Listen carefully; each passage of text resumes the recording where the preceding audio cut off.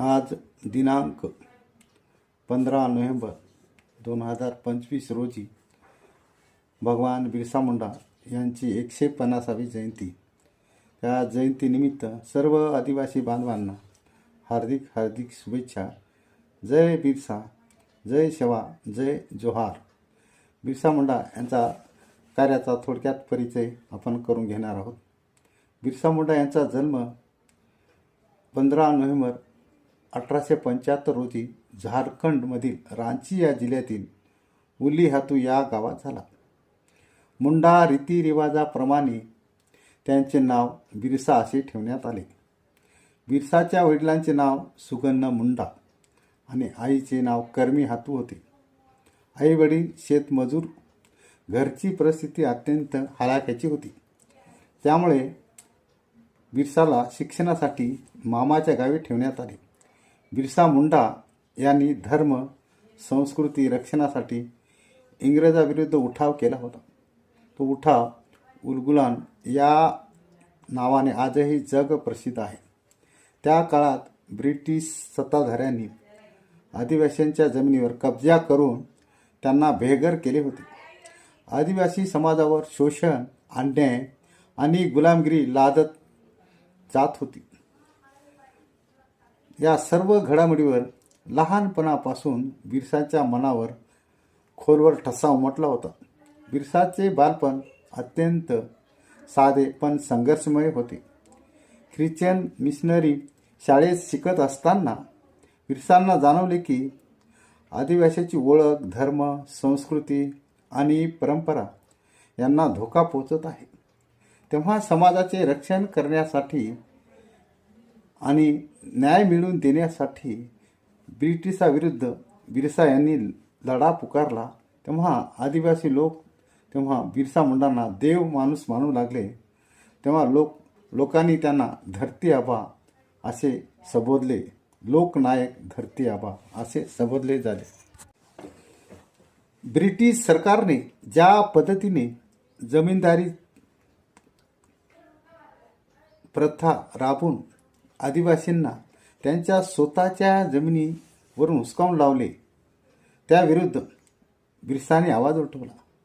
त्यांच्या नेतृत्वाखाली उलगुलान एक महान बंड उठाव केला. आदिवासींना व्यसन, अंधश्रद्धा, अज्ञान आणि सामाजिक घातक कृतीमधून मुक्त होण्यासाठी प्रेरित केले.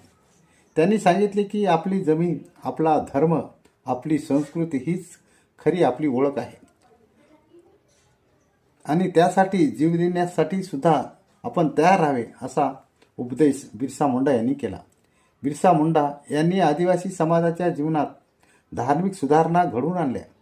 त्यांनी आदिवासींना सांगितले की खोट्या देवदेवताच्या नादी लागू नका, व्यसनाच्या जाळ्यात अडकू नका, आपली संस्कृती, आपली परंपरा जपा.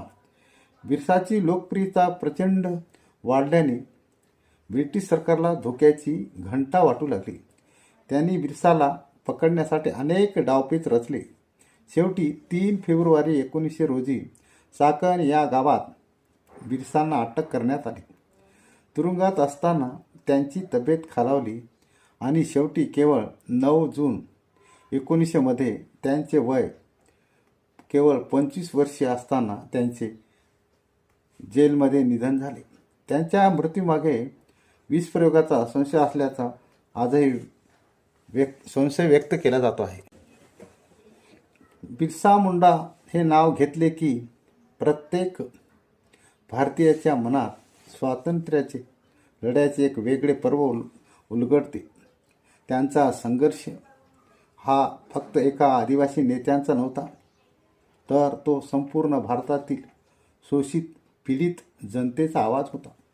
त्यांचे जीवन हे त्याग, पराक्रम आणि आदर्शाचे प्रतीक आहे. आज आपण जर खऱ्या अर्थाने वीर बिरसा मुंडा यांना अभिवादन करायचे असेल तर त्यांच्या विचारांना आपल्या जीवनात उतरवले पाहिजे. अन्यायाविरुद्ध आवाज उठवणे, समाजात ऐक्य निर्माण करणे आणि पर्यावरणाचे जतन करणे हेच त्यांचे स्मरण आहे. त्यांचा जयघोष आजही डोंगर कपाऱ्यात घुमतो आहे आणि प्रत्येकाला सांगतो की स्वातंत्र्य, न्याय आणि समतेसाठी लढणे हे जीवनाचे खरे सार आहे. अशा या अमर क्रांतिकारक वीराला भारत सदैव स्मरण करी. धरती आबा भगवान बिरसा मुंडा हे नाव इतिहासाच्या पानात सदैव सुवर्ण अक्षरांनी कोरलेलं राहील. तेव्हा जय बिरसा, जय सेवा, जय जोहार, जय महाराष्ट्र, जय भारत.